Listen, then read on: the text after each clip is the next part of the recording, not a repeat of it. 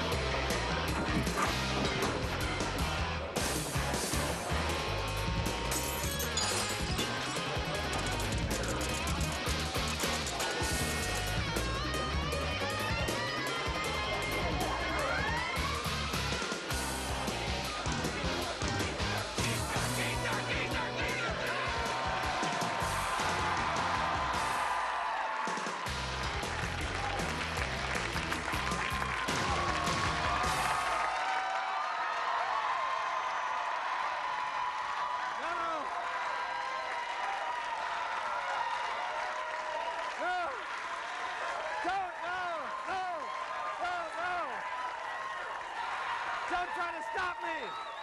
Don't try to stop me! Don't try to stop me!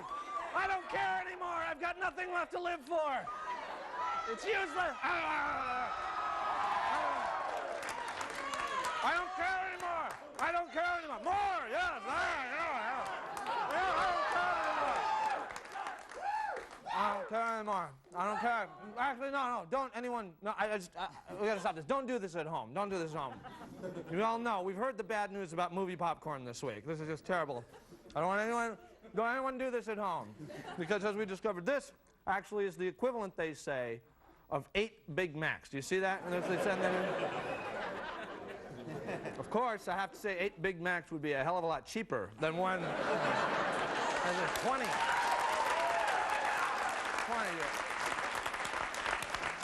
I mean, you know, popcorn, why did they have to tell us this about popcorn? It's on the big no-no list now, you know, with red meat, sugar, airplane glue, all my favorites, you know. But anyway, we figured that as long as the research is out, we better pass it along. And it's not just popcorn. There are a lot of other dangers at the movie theater, and we figured that as long as we're warning you about popcorn, we better alert you to the other things that you should watch out. So you've got to watch out for next time you're at the movie theater. So we present this list of danger. For example, very important, being trampled to death by crowds running out of bad girls. It's very dangerous right now. Also, there's the psychological torture from people unwrapping their candy really slow so it won't be as loud. Also, you might have to see Michael Douglas's 50-year-old ass, which is dangerous. It's terrifying. It's terrifying. It's awful. It's dangerous. Juji fruits may cause your upper and lower teeth to stick together. Also, that permanently lowered self-esteem from the Harvard exit cashiers who correct your pronunciation of Indochine. It's Indochine. And finally, queasy stomach from encountering a life-size cardboard stand-up of Macaulay Culkin, which is very dangerous. So anyway, those are the dangers, but I'd say it's worth it to get to the entertainment that you want, because that's important to us in Seattle. And now there's a new entertainment show just for us. Take a look.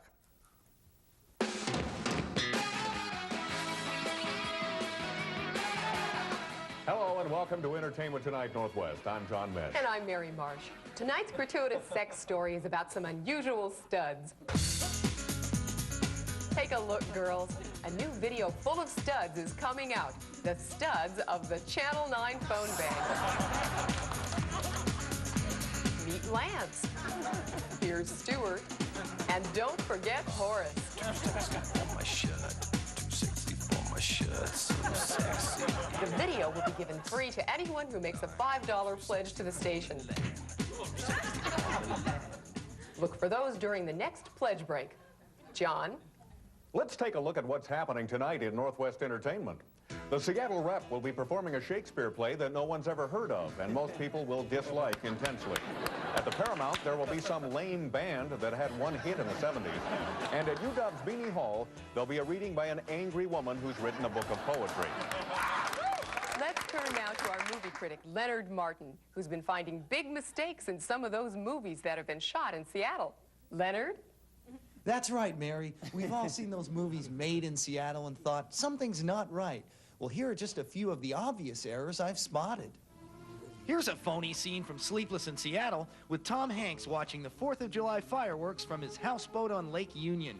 Everyone knows that by this point in the evening, there would be drunk UW students screaming and peeing off his deck. In Singles, there's this unbelievable scene where Matt Dillon walks 20 feet without being threatened by an aggressive panhandler. And a completely unrealistic shot where Seattle bikers are actually riding on a bike trail rather than darting wildly between cars in traffic. And finally, in It Happened at the World's Fair with Elvis Presley, there's the incredible sight of both monorails working at the same time. Or this totally bogus scene where Elvis walks around singing in a Seattle trailer court without being shot at. And then going by the Pacific Science Center without being knocked over by a bunch of kids on their way to Laser Zeppelin. And there are a lot more where those came from. Back to you, John and Mary. Thank you, Leonard. In this week's local reading, be sure to check out this Sunday's Pacific Magazine Northwest Living article, Another House You'll Never Be Able to Afford, Not in a Million Years. Tomorrow's PI features pretty much the same stories you read last night in the Seattle Times. And this week's cover article by the editors of the Seattle Weekly, titled, We Have Absolutely No Idea What We're Talking About. And now today's special feature. Public access television, Channel 29, continues to grow in popularity. So we thought we'd update you on shows you'll want to see. You must have no other God before me. Starting with a program with a definite cult following. The poorly mic'd Scary Preacher Show. Welcome to the f***ing show. Tonight we're going to talk about a f***ing piece of shit. Here's an old standby, the Excuse to Swear on TV program. Damn movie I've ever seen. Worse than this f***ing show, if you can believe that. Cats everywhere, cats on the stairs, cats. Then, of course, there's always Lesbian Folk Singer.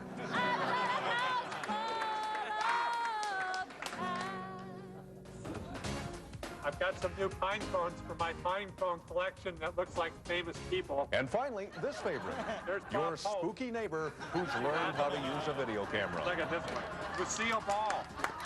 Looks just like her. And look at that. It looks like that Urkel kid. Don't you think? And now it's time to celebrate today's birthdays.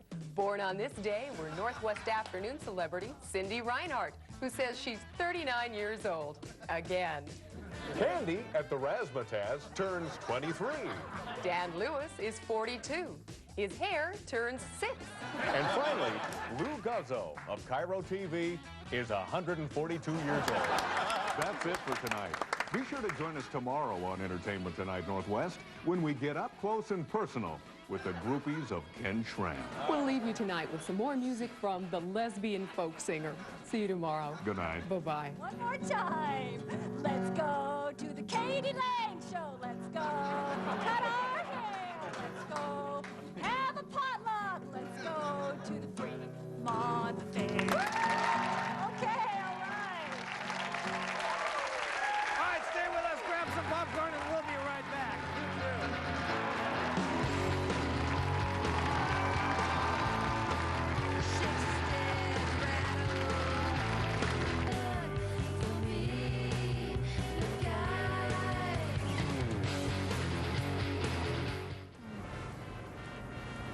So what are you going to have? I don't know. Mercy. Enjoy your dinner. Ooh, excuse me. What are those? Those are our green chili enchiladas. Are they spicy? Not really. Thanks. Excuse me. Are those spicy? Not really. Could I have a little bite? Excuse me? Well, I don't want to order them if they're too spicy because I have a really sensitive stomach. Just a small bite. You know, I'll bet the waitress would bring you a small sample. Come on, I'm not going to take the whole thing. I think I'd really rather not. How typical. Beg your pardon? You totally encapsulate what's wrong with America today. Look. No, you look. Are you aware that there are starving people in this world? And that to them, one bite of your precious enchilada would be an entire meal. In fact, one bite would feed a family of 8 for a week. No, a month. Did you ever think about that? I did not mean... Oh, but hey, what am I telling you for? Mr. Capitalist selfish jerkface doesn't care about millions of starving people, does he? Okay, that's not true. Yes, it is true. Mr. Fat, hoarding pigman just wants to plunk down the whole thing himself. All right, okay, all right. You're right. I am wrong. Here you go. Oh, wow. Aren't you just a picture of generosity? Thanks so much. I thought that you wanted... You know something? I'm sitting here wondering to myself, what happened to this guy in childhood that turned him into such a gluttonous, stingy, piggy human being? You said a small bite. Save it, buddy. I feel sorry for you. I feel sorry for you. Jerk. So you're gonna have the enchiladas? No, they're too spicy. Ooh, what's that? Excuse me?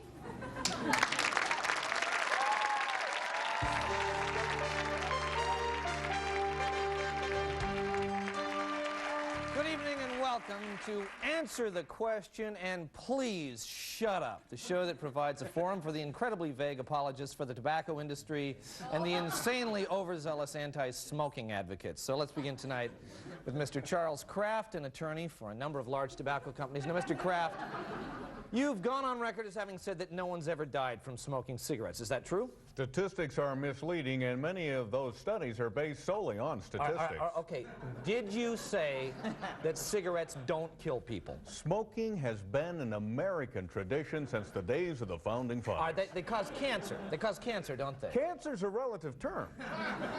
Okay. Let's try this. If I took a cigarette and I jammed it into your eye, would that hurt? There's no correlation between vision and smoking. I'm not talking about vision. I'm talking about pain. Look, if I took a carton of cigarettes and I jammed it down your throat with a pile driver, would that hurt? Answer the question. That would be a crime. Smoking is not a crime. Okay. I tried. You all saw me try? All right, let's turn to our anti-smoking nutcase tonight, Terry Miller. Now, Terry, what is the deal with the helmet? There's smoke in this studio. No, there isn't. There is passive smoke. Nobody smokes in this building. I do not mean in this building. Somebody is smoking in this city. Oh, we're working to make this city a smoke-free environment. Now, in fact, I don't see any no smoking stickers in here, and that is illegal. The law clearly states that you must be able to see a no smoking sticker at all time, everywhere, no matter where you look. You gotta be kidding. Smoke is the most evil, deadly thing in the world today. All right, it's killed more people than both world wars, and the Black Plague, and Judas Priest albums. Hitler was a smoker. Ivan the Terrible was a smoker. Madonna is a smoker. You know, pit bulls, if they could have hand-to-mouth experiments. Please shut up. All right. Let's just take some questions from the audience. Go ahead.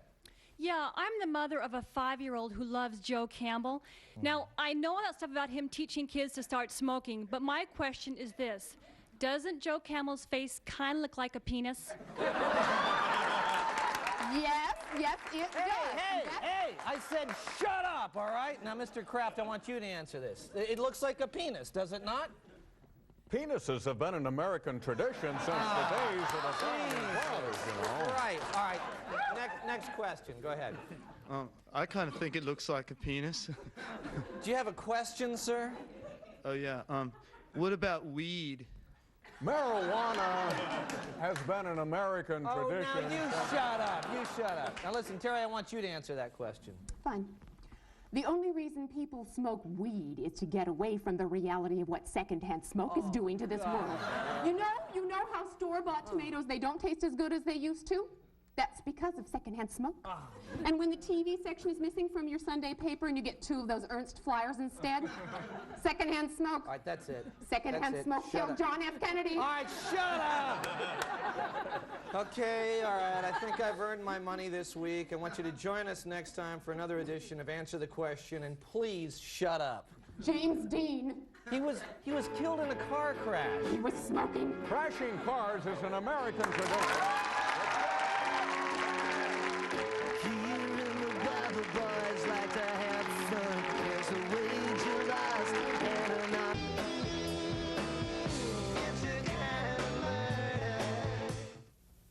More and more people are learning to read with the help of Hooked on Words. It's a program that really works. Right, Kayleen? Yes. Since I've started using Hooked on Words, I read 4 newspapers every day. And I just read Catcher in the Rye, and I'm starting Ulysses by James Joyce. That is very impressive, and you know And my brother is flunking out of school. I know because I found his report card under his bed next to a magazine called Orgasm. Yeah. It mostly had pictures. Yeah, I'm sure, Jeff. See, the thing with Hooked on Words My is dad got a letter from the IRS. They say he might go to jail. Hooked on Words is My mom got a letter from the doctor talking all about her liposuction, whatever that is. Yeah. Hooked on Words is a My program Uncle Roy got a DWI. Call 1-800-READ-DING today. And you can learn to read like me. Yeah, just like you, honey. Somebody take her microphone off. I read lots of interesting things down at the bus depot on the bathroom stalls. Now I know where to go for a good time. Yeah, I'll just bet you. What do you suppose that means? I don't know. Maybe there's candy there? Yeah, that's probably.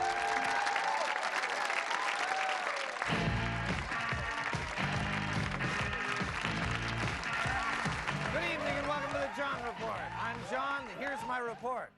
Last Thursday was the annual Take Our Daughters to Work Day around the country. On Friday at Boeing, it was their annual Explain Again to Our Daughters exactly what it is we do here day. KSTW is experimenting with a show called Fast Forward, a Mariners game reduced by editing to 1 hour. The Seahawks are considering a similar show called Erase. The Seattle Greyhound Bus Depot has laid off half of its mechanics. They will also be changing their slogan to Go Greyhound and leave the furious pumping of the brakes in a blind panic to us. King County Superior Court Commissioner Jack Ritchie has resigned after window washers saw him having sex with another county employee in his office. A county spokesperson said it wasn't the sex we objected to, but the smoking afterwards.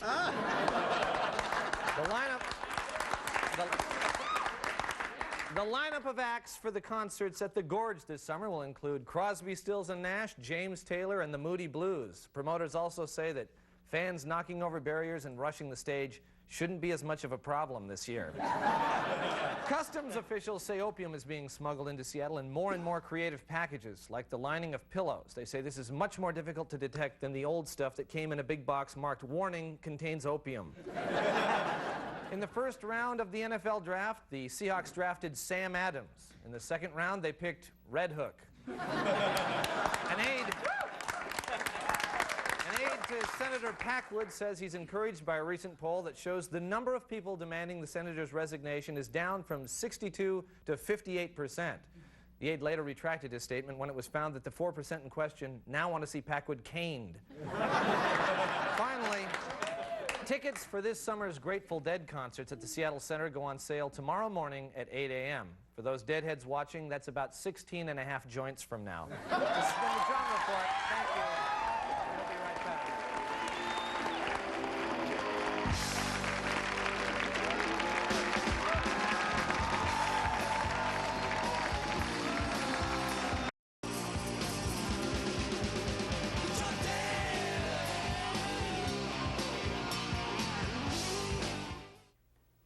Hello.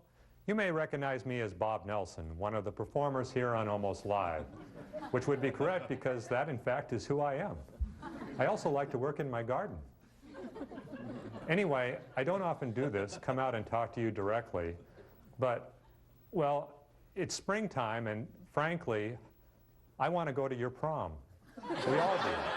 You see, most of us didn't go to our own high school proms, and those who did didn't have a very good time. Nancy threw up at hers, so we want another shot. Seriously. We don't need dates or anything. We just want to be there with you. If you'd like to have the Almost Live cast come to your prom, just write us a letter telling us what school you go to, when the prom is, and why we'd have the most fun at your prom, because we're only going to one. Send it to us at Almost Live, 333 Dexter Avenue North, Seattle, Washington, 98109. Be sure to mark your envelope prom invitation. That would make me really happy. Thanks. Okay, well, no joke there. We're completely serious. Although Bob does need a date, however, that part was not correct. But we do want to go to your prom, so please give us your best pitch, okay? And also, Almost Live is proud to welcome the Comedy Central 37% new tour featuring Penn and Teller, Thursday, May 12th at the Paramount Theater. Tickets are available through Ticketmaster, so call them at 628-0888. We'll see you there, and we hope we'll see you right here next week. So, bye-bye.